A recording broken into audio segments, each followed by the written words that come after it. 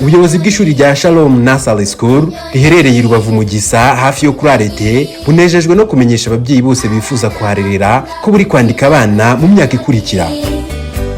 Hari baby class, middle class na top class. Turamenyesha ababyeyi bose ko abana bigishwa n'abarimu b'inzobere baturutse hanze mu ndimi zirimo Igifaransa n'Icyongereza. Abana barya ku ishuri, bakaryama, bagataha nimugoroba. Muri Shalom Nursery School uburezi dutanga ni ntagereranywa kuko umwana wizi wacu abavuga adategwa, azi kubara neza kandi akandika byose nta kibazo. Mubyeyi, andikisha umwana wawe mu ishuri ry'icyitegererezo rya Shalom Nursery School riherereye i Rubavu mu Gisa.